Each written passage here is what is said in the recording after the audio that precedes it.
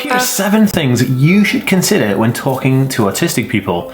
All that's coming up right now.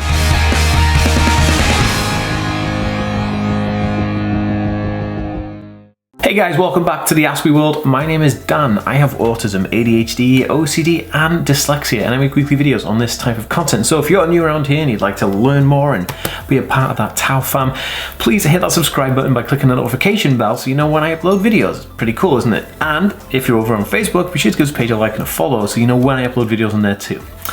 Right guys, in this video, I'm discussing 7 very unique strategies for talking to people on the autism spectrum that I don't think I've ever seen anybody share online before, and I'm very excited to go through that with you guys right now. Guys, okay, awesome. Let me know where you're watching from, like what your background is. Are you a person who is on the spectrum and wants to know kind of like what information I'm giving out, or are you a person who wants to learn how to talk to autistic people?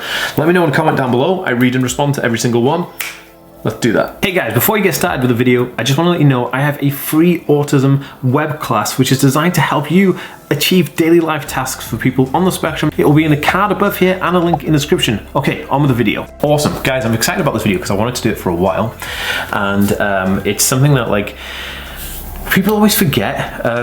You know, it's something that like we talk about all these things about autistic people and, you know, the traits and blah blah blah, but one thing we never really do is we never really talk about like those things that you could do from your side to help someone on the autism spectrum. So that's what I'm kind of doing in this video. So grab your Ask Me World merch. In this instance, I have my own Ask Me World Fight Club hat.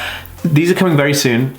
Bear with me. But if you don't already have Ask Me World merch, the link is in the description below or on a carousel below there. And also, here's a sneaky tip. If you sign up to my mailing list by visiting the askmeworld.com, you get 10% off the merch store. So hey, why don't you just do that? All you have to do is head over to the askmeworld.com, pop-up happens, put your email address in, get 10% off.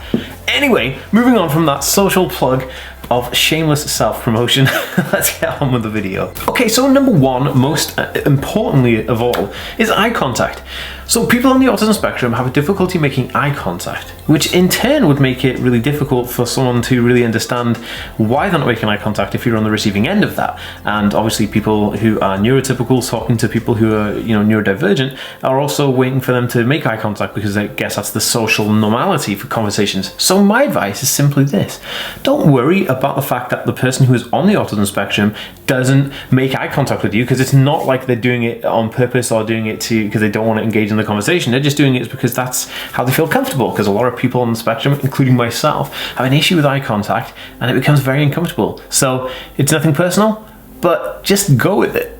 Okay, number 2 is repeating the conversation. Now, when you're talking to somebody in the autism spectrum, it's not going to be uncommon that they may ask you to repeat what you've just said to them a couple of times, and maybe 2 or 3 times, because the people who are on the autism spectrum have a hard time digesting the rate and the type of conversation and the flow of conversation. So this means that they may not understand the context in which you said something. So if you have to repeat it, don't be like offended. It's not like they weren't listening. It's just that they want to make sure that they can clarify what you've actually said.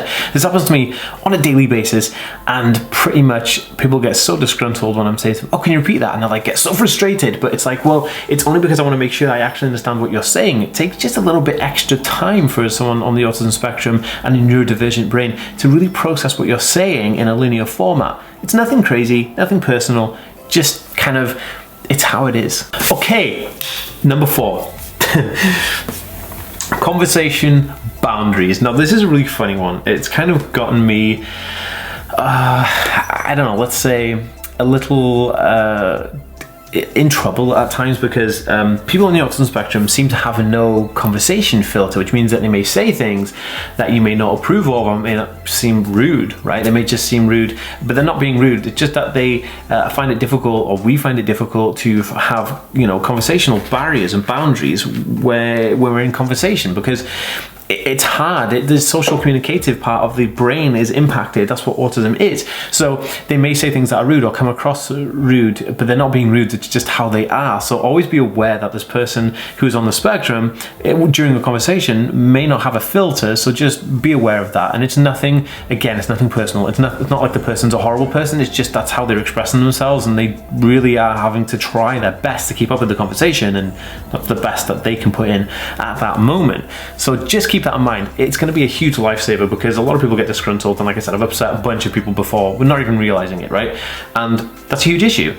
So yeah, just bear that in mind. All right, so this next one was personal space. People on the autism spectrum may not understand the area of social space, like social distance between you and another person, what's acceptable, how far to stand away from the other person, or who should I stand next to. And this becomes a bit of an issue because people obviously have the social norm or a social convention where they stand a certain distance apart when they're talking, apparently. And people on the autism spectrum don't really get that. So sometimes they may be too far away, or sometimes they may be too close or facing the wrong way. This is not anything bad on you as a person, and it's definitely not something bad on the conversation on a whole. It's just that the person who is on the spectrum kind of has difficulties deciphering and understanding exactly where to position themselves in the conversation. It's not a bad thing. They're still taking part and they're still like contributing towards the conversation, but it's just that they may have a difficulty in where to place themselves. Okay, so this next one, number 5, is a very interesting one. It's turns to talk, or when is it your turn to talk?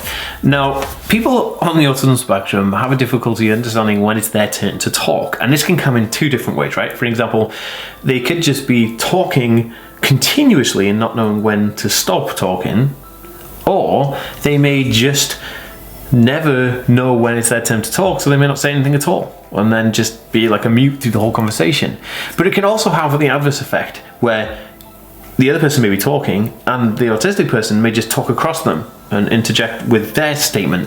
But it's not that they're trying to be rude. Again, it's just because they don't really follow the understanding of the flow of the conversation. It's very difficult, you know. Social interaction is difficult. You know, I have difficulties with it. I'm on the spectrum. Everybody I know who's on the spectrum has difficulties with social interaction, and this is exactly why those things exist. I actually do have a course on social interaction and help for social interaction. So if you're watching this and you'd like to learn more about that, I will leave a link down below, and I have it on offer at the moment. There's a certain amount off right now because I'm just trying to be nice. So yeah, definitely check it out in the link in the description below, and I'll try and link it in a card above if I can. So knowing when they tend to talk, don't think that they're being rude, just kind of accept that that's who they are and they're not trying to be like that. It's just that, you know, you just have to kind of pace the conversation well between everybody, really. Okay, number 6, super simple but very effective.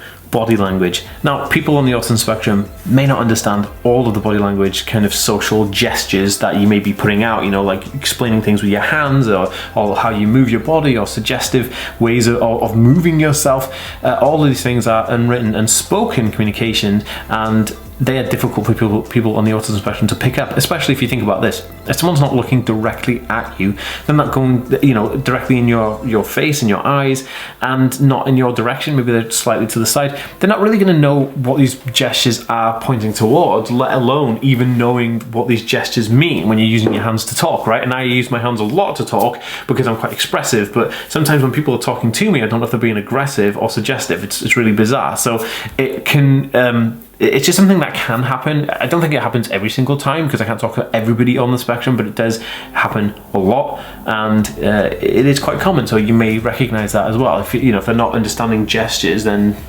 that's why. Okay, and finally, number 7, have patience. Now, giving a little more patience to someone who's on the spectrum when you're in a conversation is going to pay off in huge amounts of dividends, because they're going to understand that you respect them as who they are rather than expecting them to be somebody who they're not. And that is crazy, crazy impactful. That's going to have such a big, long-lasting impact, and your relationship with that person is going to be the best it can be because you're helping them. You're making their life easier by just you having a little bit of patience. And patience is just this tiny thing. You just go, okay, I'll just take them, give them a little bit more time. It should be fine. Nothing crazy. It's super cool. Very, very interesting, and very, very easy to implement. You know, that's pretty much it. Now, if you like this video and you think this can help somebody, please share it on their social media like Facebook, Instagram, and Twitter. That'd be super, super helpful for me. If you like this video, guys, please hit that subscribe button down below and check out my next video, which is around me here. And I'll see you next time, guys. Peace.